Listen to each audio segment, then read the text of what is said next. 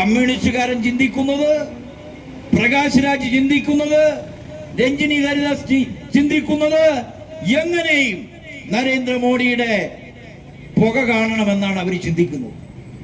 ആ വെള്ളം അങ്ങ് വാങ്ങി വെച്ചാൽ മതി. ശ്രീമതി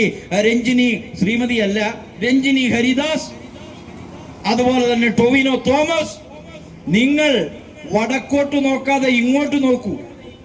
PSC പരീക്ഷയുടെ വൻ ക്രമക്കേടുകൾ നടന്ന് റാങ്ക് ലിസ്റ്റിൽ വന്നിട്ട് മണ്ണുവാരി തിന്ന ഉദ്യോഗാർത്ഥികൾക്കു വേണ്ടി ഒരിഞ്ച് പോലും സംസാരിക്കുവാൻ കഴിയാത്ത രഞ്ജിനി ഹരിദാസും ടൊവിനോ തോമസിനെ പോലെയുള്ള, ജോൺ ബ്രിട്ടാസിനെ പോലെയുള്ള, ഇവിടുന്ന് നമ്മളുടെ VD സതീശൻ മേനോൻ ഉൾപ്പെടെ അവിടെ പോയായിരുന്നല്ലോ. ഇവിടെ പാവപ്പെട്ടവര് മണ്ണുവാരി തിന്നുന്നു, ആശാ വർക്കർമാർ സമരം ചെയ്യുന്നു.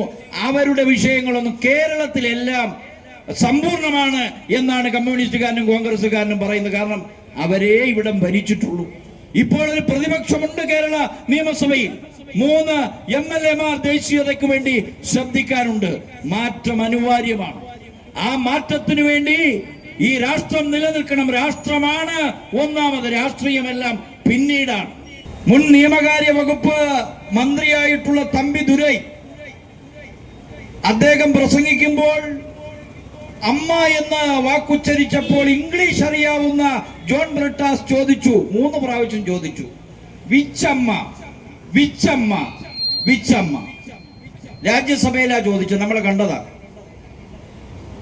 ഇയാൾ വിചാരിച്ചത് തമിഴനായതുകൊണ്ട് അദ്ദേഹത്തിന് ഇംഗ്ലീഷ് അറിഞ്ഞൂടാ എന്നാണ് ജോൺ ബ്രിട്ടാസ് എന്ന് പറയുന്ന വലിയ ചിന്തകൻ, കമ്മ്യൂണിസ്റ്റ് പാർട്ടിയുടെ രാജ്യസഭയിലെ CPM-ന്റെ MP വിചാരിച്ചത്. ചുട്ട മറുപടി, യുവർ അമ്മ. എടാ നിന്റെ അമ്മ. നമ്മളെ അച്ഛന് വിളി പലരും തെരുവിൽ കിടന്ന് കേൾക്കും. പക്ഷെ തെരഞ്ഞെടുക്കപ്പെട്ട ഒരു രാജ്യസഭയിൽ അല്ലെങ്കിൽ നോമിനേറ്റ് ചെയ്യപ്പെട്ട ഒരു രാജ്യസഭയിൽ അമ്മയ്ക്ക് വിളി കേട്ടവനാണ് ഈ കമ്മ്യൂണിസ്റ്റുകാരൻ, അവന്റെ MP ജോൺ ബ്രിട്ടാസ്. നാം ചിന്തിക്കണം, ഈ രാഷ്ട്രം ഭരിക്കുന്ന നരേന്ദ്രമോദി എന്ന് പറയുന്ന ചായ കച്ചവടക്കാരന്റെ മകനെ 26 രാഷ്ട്രങ്ങൾ അവരുടെ സിവിലിയൻ ബഹുമതി നൽകിയ ആ രാഷ്ട്ര നേതാവിനെ, ദേശീയ നേതാവിനെ കളിയാക്കുകയാണ്. ആര്? രാഹുൽ ഗാന്ധി ഇന്നലെ കളിയാക്കിയിരിക്കുന്നു. പത്രസമ്മേളനം നടത്തി, പാർട്ടി പരിപാടി നടത്തിക്കൊണ്ട് കളിയാക്കിയിരിക്കുന്നു. എന്താണ്?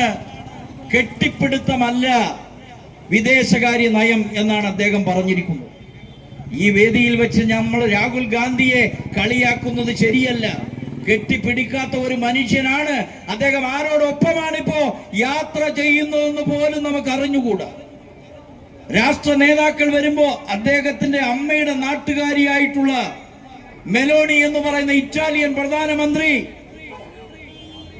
ഇന്ത്യയുമായി സ്ട്രാറ്റജിക്കലായിട്ടുള്ള ബന്ധം സ്ഥാപിക്കുമ്പോ, ഒരു ഷെയ്ക്ക് ഹാൻഡ് രാഷ്ട്ര നേതാക്കൾ തമ്മിൽ കൊടുക്കുമ്പോ, നമ്മുടെ രാഷ്ട്ര നേതാവായിട്ടുള്ള, അന്താരാഷ്ട്ര നേതാവായിട്ടുള്ള നരേന്ദ്രമോദിജിയെ കളിയാക്കുകയാണ് കോൺഗ്രസുകാരൻ. ആ കോൺഗ്രസുകാരനോടും കമ്മ്യൂണിസ്റ്റുകാരനോടും ഇപ്പൊ ഞങ്ങൾക്ക് പറയാനുള്ളത്, നിങ്ങൾ പാറ്റയുടെ പുറകിലും ഞങ്ങൾ ഭാരതത്തിന്റെ ജനങ്ങൾക്കു വേണ്ടിയുള്ള ഭരണത്തിന്റെ പുറകിലുമാണ്. ഇവിടെ പെട്രോളിന്റെയും ഡീസലിന്റെയും കുറവ് വന്നപ്പോ നരേന്ദ്രമോദിജി ചർച്ച നടത്തുകയാണ് റഷ്യൻ പ്രസിഡന്റുമായി. എന്താണ്? റഷ്യയിൽ നിന്നും ഇവിടേക്ക് ഒരു റെയിൽ പാത, ഹോർമുസ് കടലിടുക്കിലൂടെ അല്ലാതെ എണ്ണ കൊണ്ടുവരുവാൻ ഒരു റെയിൽ പാത നമുക്ക് ഉണ്ടാക്കിക്കൂടെ, ട്രെയിൻ ഓടിച്ചുകൂടെ എന്നാണ് നരേന്ദ്രമോദിജി ചിന്തിക്കുന്നത്. കമ്മ്യൂണിസ്റ്റുകാരൻ ചിന്തിക്കുന്നത്, പ്രകാശ് രാജ് ചിന്തിക്കുന്നത്, രഞ്ജിനി ഹരിദാസ് ചിന്തിക്കുന്നത് എങ്ങനെയും നരേന്ദ്രമോദിയുടെ പുക കാണണമെന്നാണ് അവർ ചിന്തിക്കുന്നത്. ആ വെള്ളം അങ്ങ് വാങ്ങി വെച്ചാൽ മതി. രഞ്ജിനി ഹരിദാസ്, അതുപോലെ തന്നെ ടൊവിനോ തോമസ്, നിങ്ങൾ വടക്കോട്ട് നോക്കാതെ ഇങ്ങോട്ട് നോക്കൂ. PSC പരീക്ഷയുടെ വൻ ക്രമക്കേടുകൾ നടന്ന് റാങ്ക് ലിസ്റ്റിൽ വന്നിട്ട് മണ്ണുവാരി തിന്ന ഉദ്യോഗാർത്ഥികൾക്കു വേണ്ടി ഒരിഞ്ച് പോലും സംസാരിക്കുവാൻ കഴിയാത്ത രഞ്ജിനി ഹരിദാസും ടൊവിനോ തോമസിനെ പോലെയുള്ള, ജോൺ ബ്രിട്ടാസിനെ പോലെയുള്ള, ഇവിടുന്ന് നമ്മളുടെ VD സതീശൻ മേനോൻ ഉൾപ്പെടെ അവിടെ പോയായിരുന്നല്ലോ. ഇവിടെ പാവപ്പെട്ടവര് മണ്ണുവാരി തിന്നുന്നു, ആശാ വർക്കർമാർ സമരം ചെയ്യുന്നു.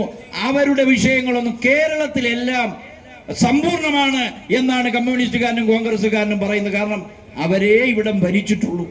ഇപ്പോൾ ഒരു പ്രതിപക്ഷമുണ്ട് കേരള നിയമസഭയിൽ. 3 MLA-മാർ ദേശീയതയ്ക്ക് വേണ്ടി ശബ്ദിക്കാനുണ്ട്. മാറ്റം അനിവാര്യമാണ്. ആ മാറ്റത്തിനു വേണ്ടി ഈ രാഷ്ട്രം നിലനിൽക്കണം. രാഷ്ട്രമാണ് ഒന്നാമത്, രാഷ്ട്രീയമെല്ലാം പിന്നീടാണ്. ഈ കന്യാകുമാരി മുതൽ കാശ്മീർ വരെയും കച്ച് മുതൽ കാമരൂപം വരെയുമുള്ള പ്രദേശങ്ങളിൽ താമസിക്കുന്ന ഈ ഭാരതാംബയെ സംരക്ഷിക്കേണ്ട ചുമതല ഓരോ BJP പ്രവർത്തകന്റെയും ഭാരതത്തിലെ ഓരോ പൗരന്റെയും കടമയാണ് എന്ന് ഉദ്ബോധിപ്പിച്ചുകൊണ്ട് ഞാൻ എന്റെ കർത്തവ്യത്തിലേക്ക് കടക്കുകയാണ്.